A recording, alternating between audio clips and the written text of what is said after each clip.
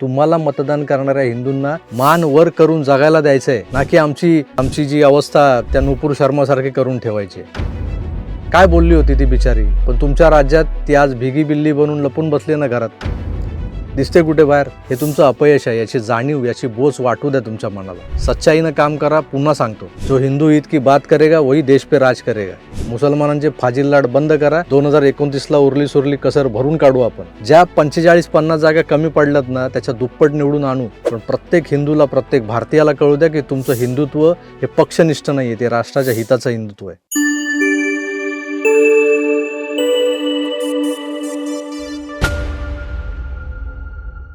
हा video super flop होणार आहे असं भाकीत करून, तसंच थंबनेल आणि शीर्षक लावून मी हा व्हिडिओ तुमच्या पुढे सादर करतोय. कारण माझ्या 7,75,000 म्हणजे 7.25 सबस्क्रायबर्समध्ये सारेच काही अंधभक्त नाही आहेत याची मला खात्री आहे. तरीही मी असं शीर्षक लावले. ते माझ्या या भावना जरूर समजून घेतील अशी आशा वाटते. म्हणून मी हे धाडस करतोय बोलण्याचं. कारण जो तुमको हो पसंद वही बात करेंगे वाले शेकड्यानं पडलेत बाजारात.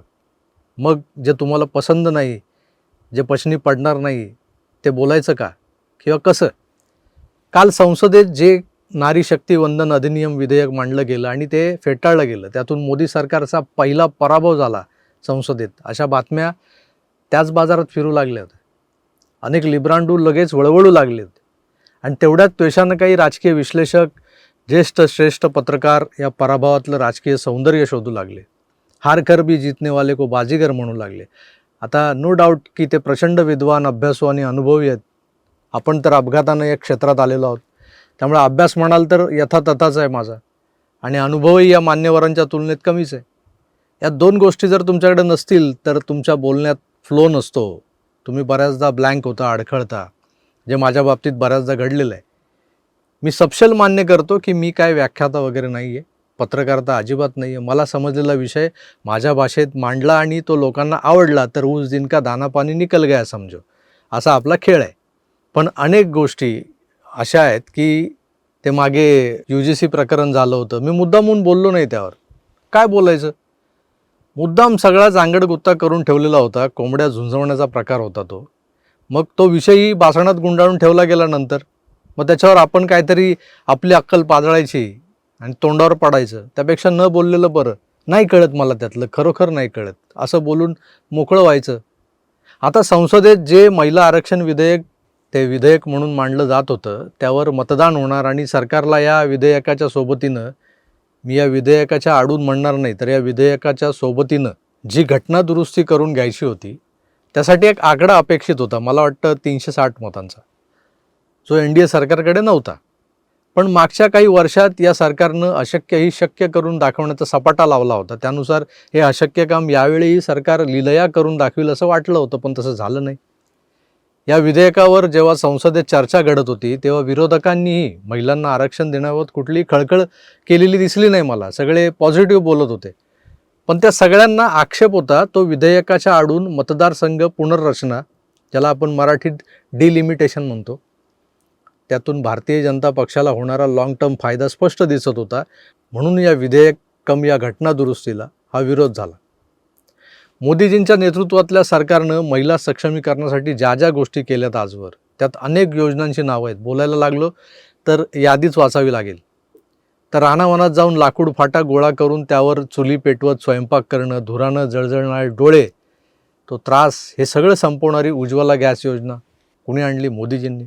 गावखेड्यात, दुर्गम भागातच काय तर निमशहरी लोकवस्त्यांमध्ये घरात शौचालय नसल्यानं हगणदारीत, तेही अंधाऱ्या रात्री जाणाऱ्या महिलांना लाजेकाजे सव, या अंधाराचा फायदा घेऊन आपल्या वासनेचा शिकार बनवणाऱ्या श्वापदांपासून वाचवणारी योजना म्हणजे हर घर शौचालय.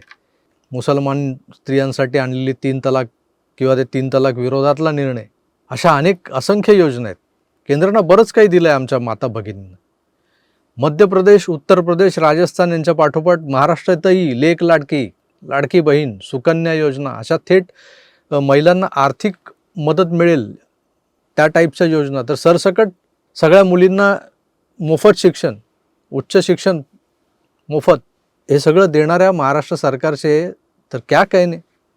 MP मध्ये मामाजींनी लाडली बहीण योजना राबवली, अगदी फेमस झाली. पण महाराष्ट्रात एक भाई तर दुसरा भाऊ म्हणजे एक ठाण्याचा दाढीवाला भाई, दुसरा देवा भाऊ, असे 2-2 सक्षम भाऊ आमच्या महाराष्ट्रातल्या बहिणींना लाभले. लाडकी बहीण योजना तर गेम चेंजर ठरली इथं. भाईंनी तर आपल्या बहिणींना एस टीचा प्रवास मोफत केला. देवाभाऊंनी सरकार आणि प्रशासनातही महिला राज आणलं आणि महत्त्वाचं म्हणजे या योजनांनी महिलांच्या मतदानावर प्रभाव पडला आहे. त्यामुळे मोदी काय किंवा भाजप शासित राज्य काय, तिथं कुठल्याही महिला केंद्रित योजनांची घोषणा झाली तर त्याला विरोधक फारसा विरोध करत नाहीत, कारण त्यांनाही या महिलांचं मतदान हवं असतं. महाराष्ट्रात लाडक्या बहिणींना 1500 रुपये दिल्यानं सरकारी खजिना रिकामा झाला आहे असे आरोप काँग्रेसच्या एका नेत्यानं केले होते मागे. तेवढंच, पण तोही तोंडावर पडला नंतर. आता प्रश्न पडतो तो असा की मग हे विधेयक ज्यात महिलांना आधीच जाहीर केलेल्या 33% राखीव जागांवरच समाधान मानावं लागणार होतं आणि 2023मध्येही सुधारणा 33% वाली सुधारणा संसदेत मंजूर झालेली असताना निव्वळ 2021 नंतर जनगणना झालेली नाही आहे.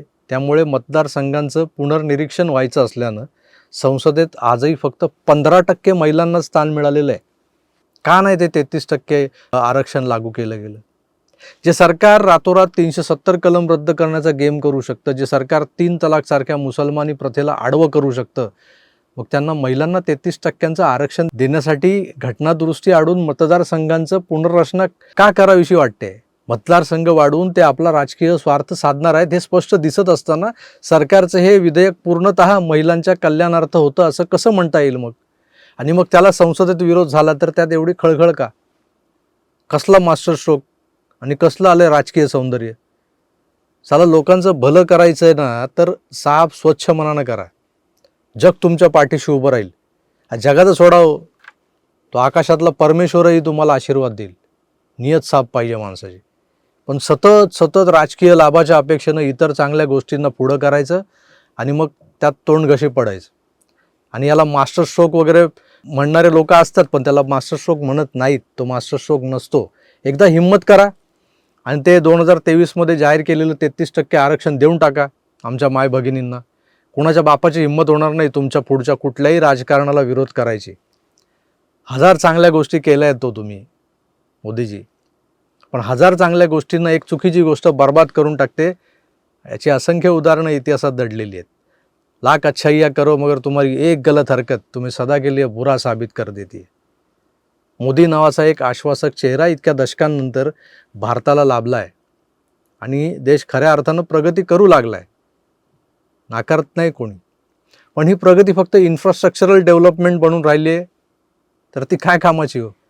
तुम्ही शहरांमध्ये मेट्रोचं जाळं विना, अद्ययावत स्टेशन्स बनवा, अगदी एअरपोर्टसारखी स्टेशन्स बनवा, पण जी घाण रोहिंग्या आणि त्या बांगलादेशींच्या रूपाने या देशातल्या गल्ल्यांमध्ये लपून बसली आहे ना, ती घाण कधी साफ करणार मोदीजी? ते SIR बिसायर कशासाठी चाललंय सगळ्यांना माहिती आहे. बांगलादेशी हटवण्यासाठी नाही चाललंय ते. या लांड्यांच्या मनाविरुद्ध काही झालं आणि तिथं जर ते संख्येने जास्त असले ना तर तुमचं सोकॉल्ड विकास क्षणार्धात भकास करून टाकतील हे लोक. मेट्रो स्टेशन जाळून टाकतील. जाळले त्यांनी. अहो, आझाद मैदानातलं शहीद स्मारक या लांड्यांनी लाथा मारून तोडलेलं विसरलात की काय तुम्ही? मुंबईसारख्या शहरात, महाराष्ट्रात. आता देशाचा विकास होत असताना तो फक्त या देशातल्या अधिकृत नागरिकांनाच उपभोगायला मिळावा याकडे लक्ष द्या. बसेस, रेल्वे, मेट्रो, सरकारी दवाखाने सगळीकडे हेच लोक. टॅक्सपेअर कोण? तर तुम्ही आम्ही. आणि फुकटचा माल खातोय कोण? तर तो इक्बाल चिचा. तुम्ही म्हणाल किती वेळा पुन्हा पुन्हा तेच दाखवणार? किती आकस मुसलमानांबद्दल. नाही, खरं आहे तुमचं, तुम्ही जे म्हणताय ते खरं आहे, पण सध्या देशातली स्थिती फार भयानक आहे. नारीवंदन राहिलं एका बाजूला, खरात, TCS, एरंडे बाबा, अमरावती, परतवाडा, अयान शेख, निदा खान, हे सगळं काय चाललंय? जे तुमच्या हातात आहे ते आधी करा ना. सबका साथ सबका विकास आता पुरे झालं. तुमचा पक्ष 2004ला कुठे होता? 2009ला कुठे होता? 2014ला सत्तेत आलाच ना तुम्ही, आणि आज 2026लाही तुम्ही सत्तेत का आणि कशामुळे, कोणामुळे आहात याचं अवलोकन करा. 2029ची चिंता सोडा, वेळ आहे अजून. त्यासाठी मोठे मोठे घास घेतले तर अजीर्ण होईल. मोदी शहा हे थंडा करके खाऊवाल्या पॉलिसीचे आहेत असं म्हटलं जातं. त्याचं काय झालं आता? का गरम गरम खातायत? तोंड पोळतं ना मग असं. हा पराभव विरोधकांना आता जरा एन्जॉय करू द्या. त्यांना वाटतंय ना हा पराभव झालाय, मान्य करा, त्यांना एन्जॉय करू द्या. आकड्यांचा खेळ कधीही बदलता येतो. आता तोंडावर पडलात हे मान्य करा आणि चुका सुधारून कामाला लागा. विजय आपलाच आहे. फक्त नियत साफ ठेवा. या सत्तेतून देशसेवाच करायची, आपल्याला देशसेवाच करायची. सीमेपलीकडून आलेली ही बांडगुळं साफ करायची, हाकलून द्यायची. तुम्हाला मतदान करणाऱ्या हिंदूंना मान वर करून जगायला द्यायचं आहे, ना की आमची जी अवस्था त्या नुपूर शर्मासारखी करून ठेवायची आहे. काय बोलली होती ती बिचारी, पण तुमच्या राज्यात ती आज भिगी बिल्ली बनून लपून बसली ना घरात. दिसते कुठे बाहेर? हे तुमचं अपयश आहे. याची जाणीव, याची बोच वाटू द्या तुमच्या मनाला. सच्चाईनं काम करा. पुन्हा सांगतो, जो हिंदू ईद की बात करेगा वही देश पे राज करेगा. मुसलमानांचे फाजील लाड बंद करा. 2029ला उरली सुरली कसर भरून काढू आपण. ज्या 45-50 जागा कमी पडल्यात ना, त्याच्या दुप्पट निवडून आणू. पण प्रत्येक हिंदूला, प्रत्येक भारतीयाला कळू द्या की तुमचं हिंदुत्व हे पक्षनिष्ठ नाही आहे, ते राष्ट्राच्या हिताचं हिंदुत्व आहे. डिलिमिटेशन शिवाय पुन्हा प्रचंड बहुमत हे हिंदुत्ववादी संघटनेला मिळणारच, यात वाद नाही. पण शॉर्टकट सोडा, पळवाटा सोडा, लांगुल चालन तर सगळ्यात आधी सोडा. मी तुम्हाला राजकीय सल्ले देणे इतका मोठा नाही, मला मान्य आहे. ना वयानं मोठा आहे, ना अनुभवानं.